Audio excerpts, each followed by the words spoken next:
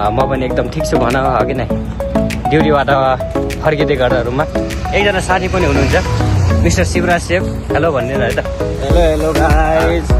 So आज चाहिँ हामीले एउटा सानो भ्लग बनाऊ भने भ्लगै भनौँ के कुराकानी भनौँ न होइन अब ड्युटीबाट रुम फर्किँदै गर्दाखेरि चाहिँ केही कुराहरू आयो अनि त्यही कुरा गरौँ होइन भिडियो मार्फत भनेर चाहिँ बोलेको।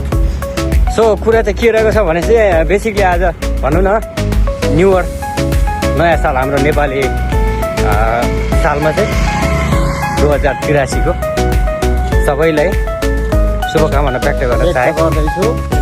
सो नयाँ सालको मैले सबैले शुभकामना व्यक्त गर्न चाहेँ मेरो तर्फबाट जति पनि मेरो सम्पूर्ण सोसल मिडिया प्लेटफर्मको फ्यामिली तथा आफन्ती रिश्तेदार अब जो पनि छ चिनजान भएको है त साथीहरू सबैलाई ह्याप्पी न्यु इयर। सबैजना खुसी बस्नु होला हाँसिराख्नु होला होइन बाँकीको जीवनलाई नयाँ कुरा लिएर चाहिँ अगाडि बढ्नु होला।